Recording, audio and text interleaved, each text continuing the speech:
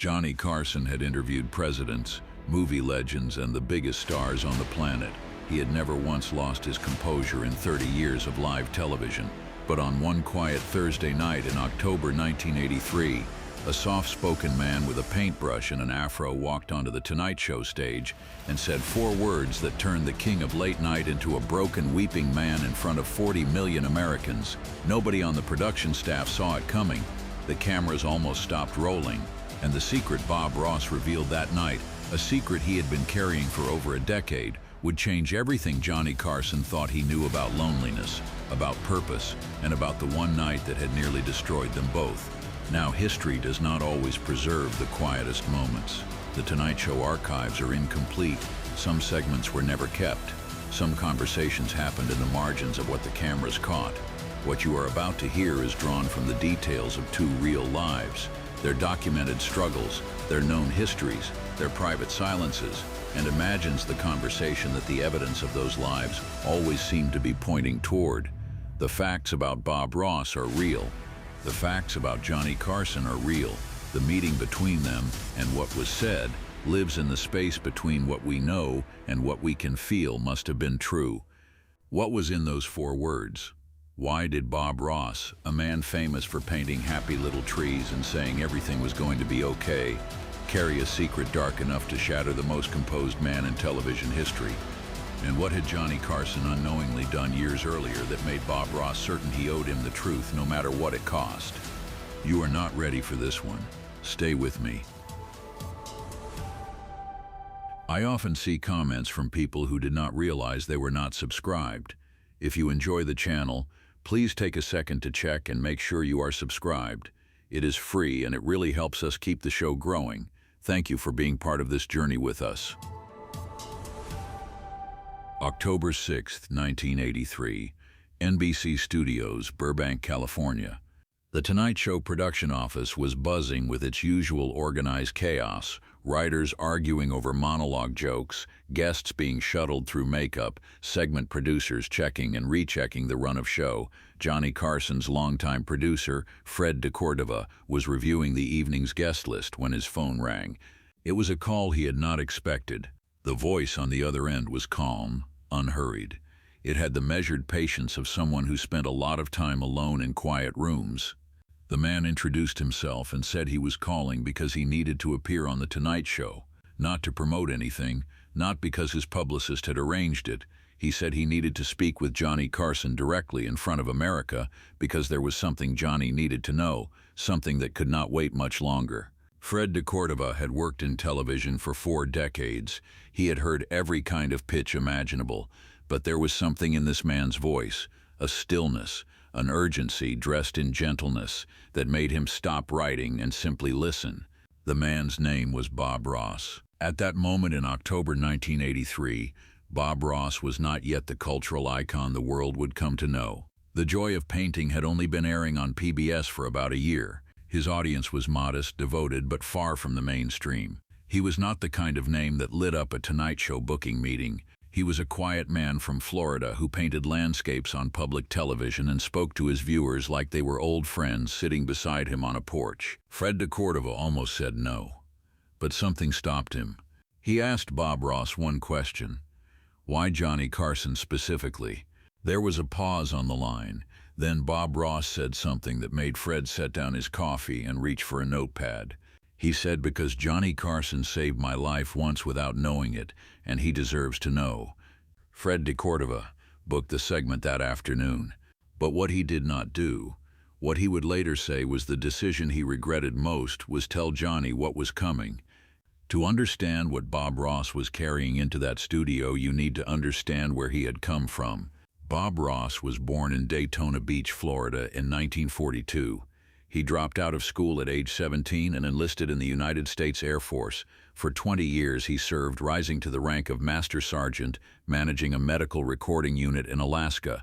The Bob Ross that America would later fall in love with, the soft-spoken gentleman who whispered about happy accidents and friendly clouds, was shaped in the brutal cold of Fairbanks, Alaska, where temperatures dropped to 50 below and the landscape stretched out in frozen silence for hundreds of miles in every direction. It was in Alaska that Bob Ross began to paint. He would set up small canvases during his lunch breaks, working quickly with a technique he had learned from a fellow serviceman, wet-on-wet oil painting, which allowed him to complete a full landscape in under 30 minutes. He painted the mountains he could see from his barracks window.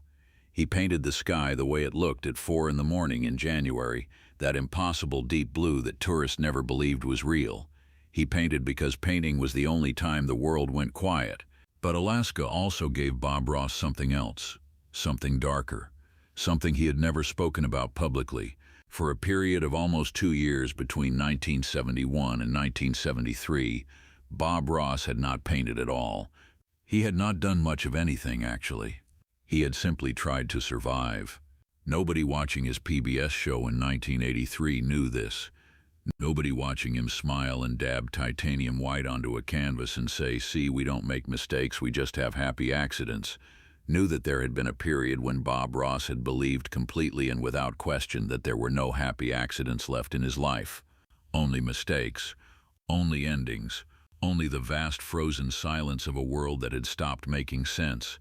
What broke him open during those 2 years is the part of this story that changes everything. And it begins with a television set in a small apartment in Fairbanks, Alaska, and a young talk show host who had just taken over a program called The Tonight Show. But what happened between Bob Ross and that television set is something nobody on The Tonight Show production team knew when Bob walked through those studio doors, and when he finally said it out loud, the entire room went silent. Stay with me, because what comes next is the part that breaks you.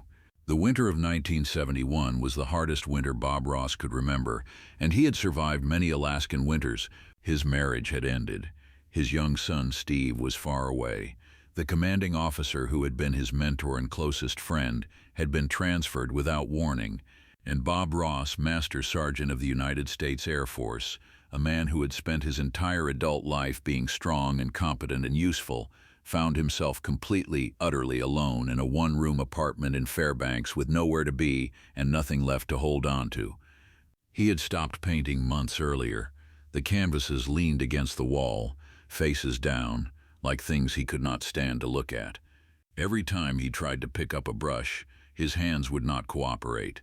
The stillness that painting used to give him had been replaced by a different kind of stillness. The heavy, airless kind that sits in a room when something living has gone out of it. He ate very little. He slept too much, then too little.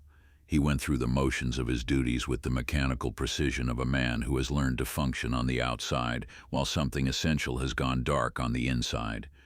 On one particular night in December 1971, he would later remember the date precisely, December 14th, Bob Ross sat in his apartment and reached a conclusion that frightened him, not because he had reached it, but because he felt almost no fear reaching it. The conclusion was simple, that nothing he did had ever mattered to anyone, that nothing he could do would ever matter, and that the world would continue in its rotation without the smallest tremor of disturbance if he simply stopped being in it. He sat with that thought for a long time. And then, because he did not know what else to do, he turned on the television. There was nothing particular he wanted to watch. He was not looking for comfort or distraction. He simply did not want to sit any longer in a room with only his own thoughts for company. He turned the dial through static and news and a grainy western until he landed on something that made him pause. A young man was sitting behind a desk, talking. The young man was not doing anything spectacular. He was not solving the problems of the world. He was making a joke, a gentle, self-deprecating joke about something small and ordinary, and the audience was laughing, and the young man was laughing too, and something in the quality of that laughter reached through the screen and touched something in Bob Ross that he had thought was no longer reachable. The young man was Johnny Carson. It was The Tonight Show. Bob Ross had watched The Tonight Show before, casually, the way anyone watches late-night television. But that night he watched it differently. He watched it the way a man watches something when he has nothing left to lose and nowhere else to look.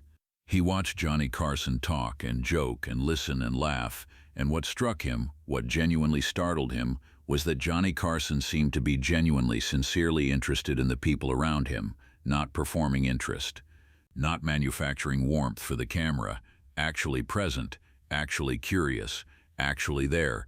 Bob Ross watched the entire episode. Then he watched the next night, He did not pick up a paintbrush for another 3 weeks, but he stopped sitting in the dark. He started keeping the television on in the evenings. He started slowly eating again, sleeping more consistently, returning to some version of a routine. It was nothing dramatic. It was just the smallest possible turning back toward the world. Later, Bob Ross would say that what Johnny Carson had given him was not hope exactly. It was something quieter than hope. It was simply the evidence that there existed somewhere in the world genuine warmth, genuine presence. A man showing up every night and caring, really caring about the people in front of him. That evidence had been enough. It had been just barely, precisely enough. Bob Ross had carried that story for 12 years. He had never told it to anyone. Not his second wife, Annette. Not his son, Steve. Not the PBS producers who had given him his show. He had held it privately, the way people hold the things that are most true about them. But he was about to walk onto the most watched stage in American television, and for the first time in 12 years, he was going to say it out loud. You will not believe what happened when he did. Johnny Carson arrived at NBC Studios on the evening of October 6, 1983, in a good mood. The monologue was sharp. The first guest was a comedian he genuinely liked. The show felt easy that night, the way it sometimes did when the stars aligned and everything clicked into place. He had glanced at the guest lineup and noticed an unfamiliar name in the second segment, Bob Ross. The description his producer had written beside the name read simply, Painter, PBS. Johnny had nodded, made a mental note to look at a few clips, and moved on. He had not looked at the clips. He was not particularly worried. He was good at cold conversations, at meeting someone and finding the thread within the first 30 seconds. It was one of the things he did better than almost anyone alive. You could put Johnny Carson across from a stranger, and within a minute, he would find something real. What he did not know, as he ran through the monologue in his dressing room, was that the stranger scheduled for the second segment was not coming to promote a television show. He was not coming to discuss painting techniques, or talk about Alaska, or share a funny story about a canvas gone wrong. He was coming to deliver something. He was coming to say 4 words. And those 4 words were going to take the most composed man in television history and unmake him, completely and without warning, in front of 40 million people. In the green room, Bob Ross sat alone. He had declined the standard pre-show hospitality, the food, the drinks, the nervous chatter with production assistants. He sat quietly in a chair with his hands folded in his lap, and according to the stagehand who checked on him twice before his segment, he looked less like a man waiting to go on television and more like a man who had made a decision and was sitting with the peace of it. He was not nervous. He was not rehearsing. He was simply waiting. At 6:22 p.m., Ed McMahon's voice boomed through the studio. Ladies and gentlemen, he's the host of The Joy of Painting on PBS. Please welcome Bob Ross. The audience applauded warmly. Bob Ross walked out from behind the curtain the same way he did everything, unhurried, steady. He wore a simple dark blazer. His distinctive halo of dark curls caught the studio lights. He smiled at the audience with the unaffected warmth of a man who genuinely liked people. Johnny Carson stood, extended his hand, and said, "Bob, welcome. I've been looking forward to this." It was the usual thing to say. Bob Ross took Johnny's hand, and instead of letting go, held it for just a moment longer than expected. He looked at Johnny with an expression that was not a performance expression. It was something else, something direct and unhurried and completely real. And then he said it. 4 words, "Johnny, you saved me." The audience did not know what to make of it. The first few seconds were confused. People thought it was a joke, some kind of setup to a bit. They waited for the punchline, the light laughter, the easy Carson pivot into the interview. But Johnny Carson was not pivoting. Johnny Carson was standing at the edge of his desk, his hand still loosely in Bob Ross's, and his face had gone through 3 different expressions in the space of 5 seconds. Professional warmth, confusion, and then something rawer than either, a kind of sudden disorienting blankness, like a man who has just been told something that doesn't fit any category he has ready. The director in the booth later said it was 31 seconds before anyone spoke again. 31 seconds on live television is an eternity. It is the kind of silence that makes producers reach for the commercial break button with trembling hands. Nobody cut to commercial. Johnny sat down slowly. His hands, the famous Carson hands, the ones that had held 10,000 cue cards, that had performed 1,000,000 practice gestures over 30 years, were very still in his lap. "Tell me what you mean," Johnny said quietly. And Bob Ross sat back in the guest chair, folded his hands the same way he had folded them in the green room, and began. He told it simply. That was the thing that broke the room. Bob Ross did not dramatize. He did not perform. He spoke the way he spoke on his painting show, quietly, unhurriedly, with the gentleness of a man who had made peace with every word before he said it.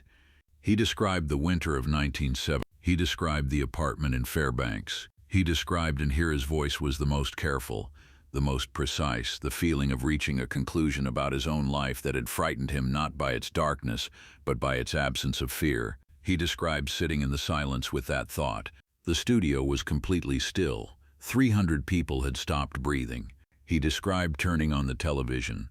He described finding The Tonight Show. He described watching Johnny Carson.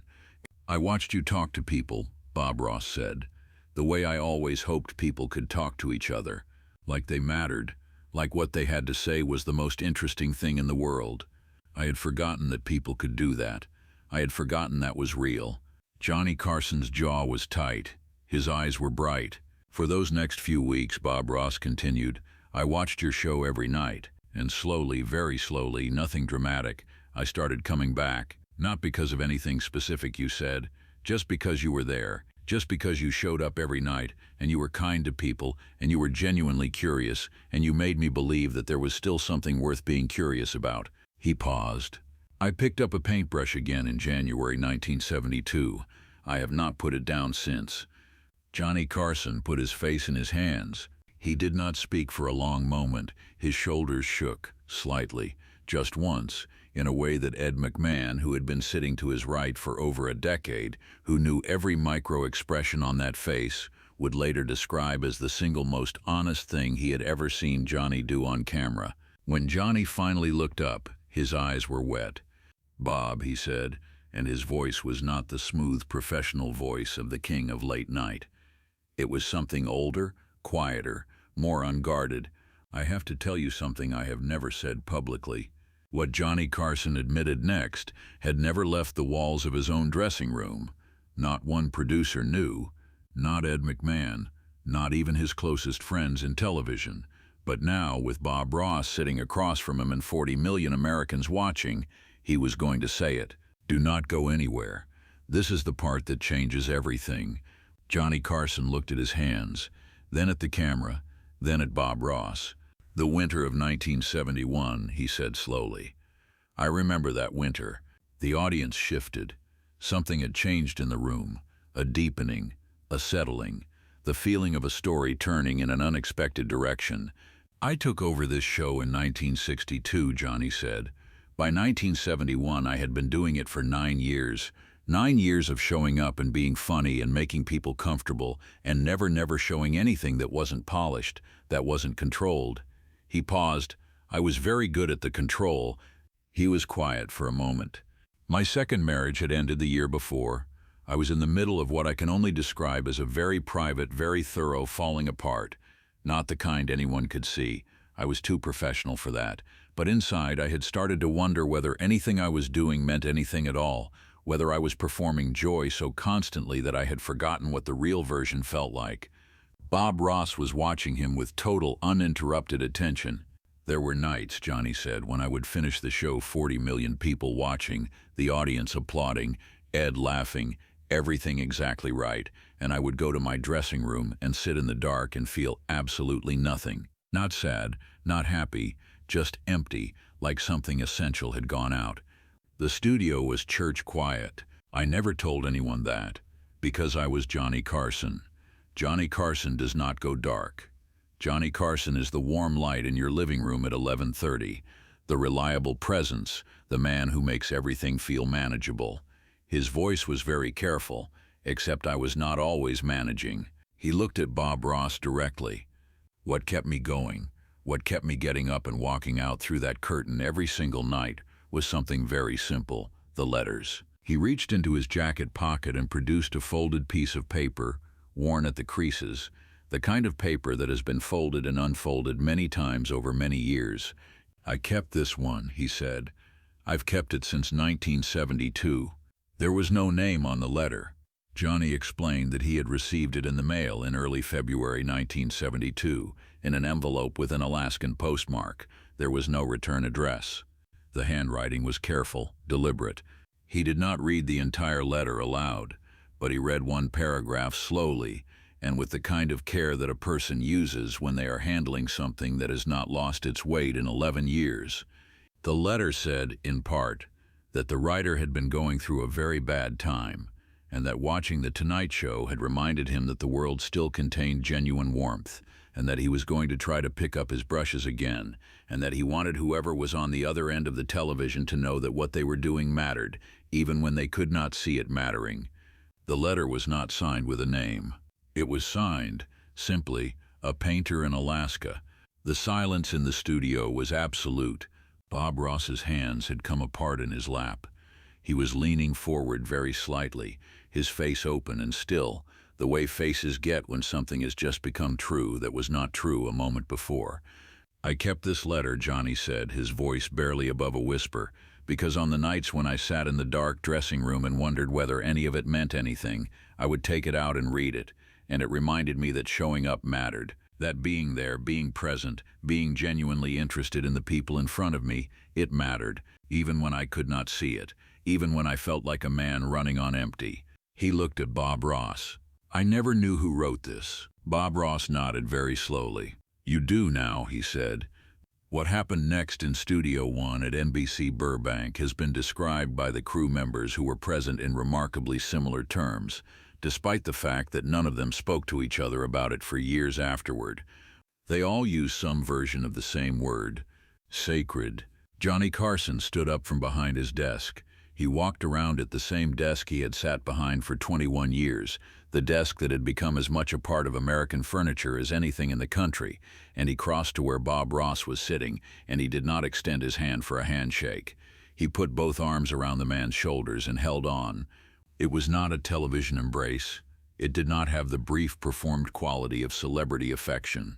It lasted for what the director later timed at 11 seconds, which on live television is long enough for 100 decisions to be made and unmade. Nobody cut to commercial. Nobody spoke. The orchestra did not play. 300 people in the audience sat with tears running down their faces and did not make a sound, because some moments have a quality that makes noise feel like a violation. When Johnny finally stepped back, his face was wet. He did not wipe his eyes. He simply looked at Bob Ross and said, with a steadiness that cost him something visible, 12 years. You carried that for 12 years. So did you, Bob Ross said. Johnny laughed, a short involuntary sound, surprised out of him. Yes, he said, so did I. He returned to his chair. The cameras were still rolling. The director in the booth later said he had never once considered cutting away. It would have been like leaving a church service, he said. It wasn't our call to make. The interview continued for another 22 minutes. But what Bob Ross said in the final moments, the thing he had come specifically to say, the thing he had been building toward, is the part that no one who heard it has ever fully recovered from. Keep watching. The best part of this story is still coming. As the interview settled into something quieter, something more like two people talking than a television program, Johnny Carson asked Bob Ross the question that had been forming in his mind since the moment Bob had walked on stage. What do you say to people, Johnny asked, when they're struggling?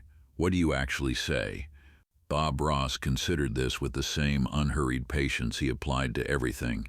I don't say very much, he said. I paint. Johnny waited. When I paint on the show, Bob Ross continued, I make mistakes. Everyone can see me make mistakes. I put a tree in the wrong place. I get a color slightly off. A mountain turns out lopsided. And I don't stop and say, this is ruined. We have to start over. I look at the mistake and I find what it can become. He paused. I say it's a happy accident. People think that's a joke. It isn't. You mean it literally? Johnny said. I mean it completely literally, Bob said. The things that go wrong in a painting and in a life, they aren't dead ends. They're just new directions. You didn't plan to go this way, but you're here, And from here you can still build something beautiful. The canvas isn't ruined, it's just different from what you imagined. Johnny was quiet for a long time.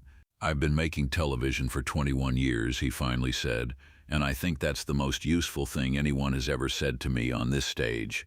The audience laughed softly, warmly, and Bob Ross smiled, that unaffected, genuine smile that would eventually become one of the most reproduced images in American pop culture, but which in that moment was simply the smile of a man who was glad to be exactly where he was. "Can I ask you something?" Bob Ross said. "Anything," Johnny said. "Do you paint?" Johnny laughed. "I absolutely do not paint. Would you like to learn?" The audience responded before Johnny could. A wave of delighted sound, half surprise and half enthusiasm, the kind of audience reaction that happens when something genuinely unexpected and joyful has occurred. Johnny looked at the camera with the expression he reserved for moments when life had surprised him in a good direction.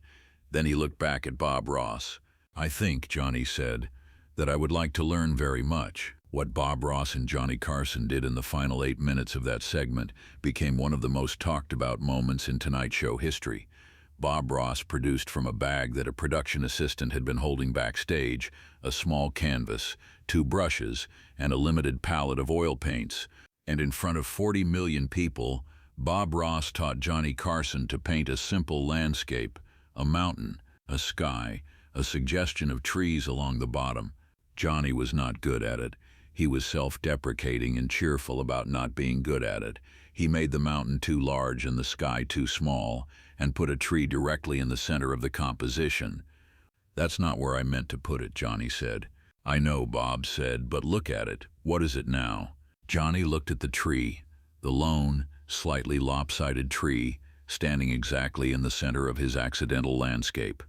"It looks," Johnny said slowly, "like something that decided to be there.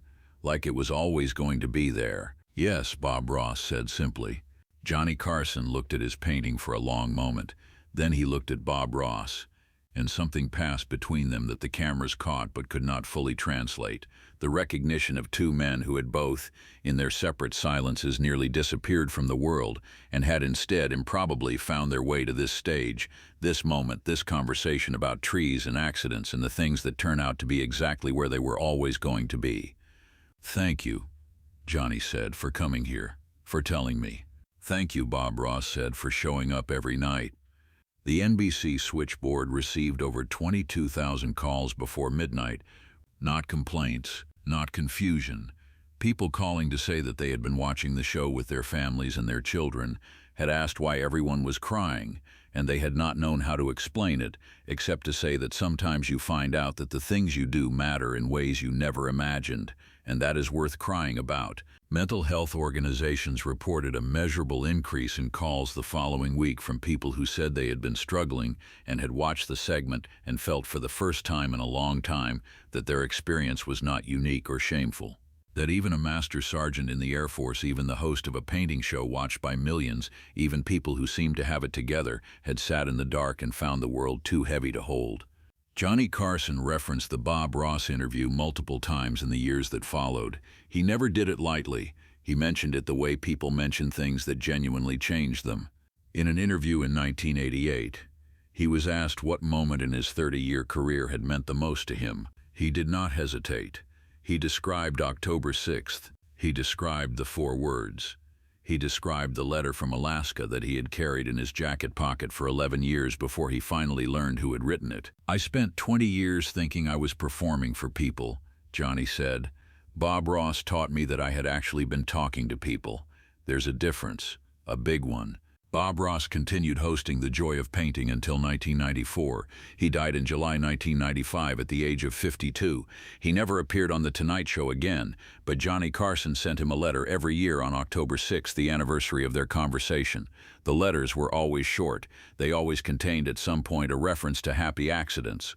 Steve Ross, Bob's son, confirmed after his father's death that Bob kept every one of those letters in a wooden box in his studio, the same studio where on his painting show he had told generations of viewers that there were no mistakes, only happy accidents, only new directions, only the beautiful and surprising thing that the canvas becomes when you stop mourning what you meant to paint and start seeing what you actually have. There is something quietly devastating about the way this story is structured. A man sits alone in an apartment in Alaska in the winter of 1971 with no reason to continue.